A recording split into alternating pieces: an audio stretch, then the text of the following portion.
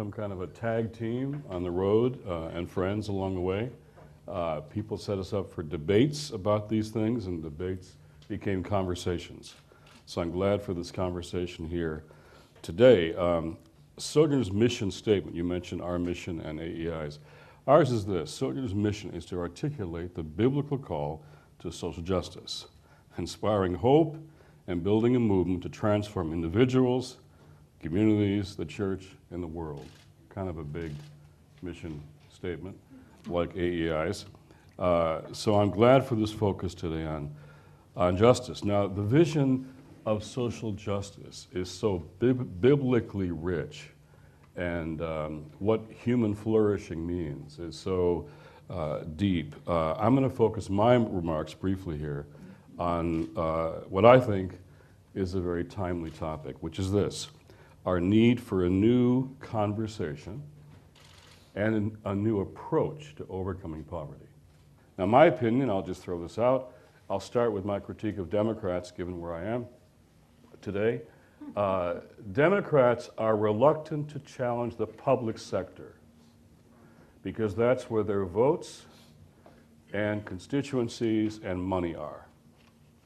Maintain it the way it is, because that's where our power is.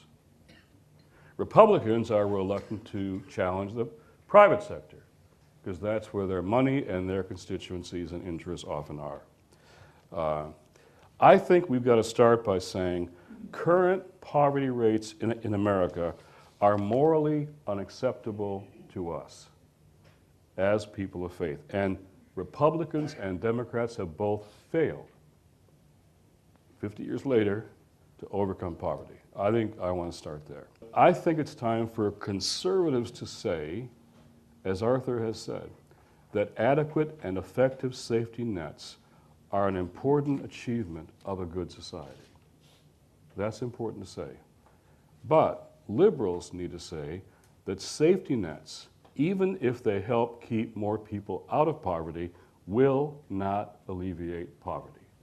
Safety nets will not do that. We have to say that back and forth to each other and say, what else is now needed? So even if food stamps kept 4 million Americans out of poverty in 2011, we need to help people not to need food stamps.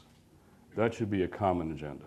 So let's have, Arthur, a metric, and as you said, a people-based discussion of how to provide and operate, let me just be real clear about this, effective safety nets to protect low-income people, especially families, without building dependency, and that also open doors to opportunity.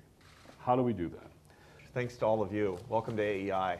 I've been looking forward to this conversation. This is a program reaching out so that AEI can learn from the evangelical community in the United States. This is a new venture for us in the past 5 years, and I'm especially grateful to Josh for his leadership in this, and to you for helping to steward this conversation here at AEI. Thank you, Jim. What an inspirational set of comments. The thing that strikes me first is that I feel like you just read from my notes. It's, there's so much common ground, from public policy, the public policy implications of what he's saying, to the basic concern for the poor, to a biblical worldview, which is, at a secular institution like AEI, is not in our mission statement, but it is written on my heart as a Christian, and certainly all of you here as Christians as well.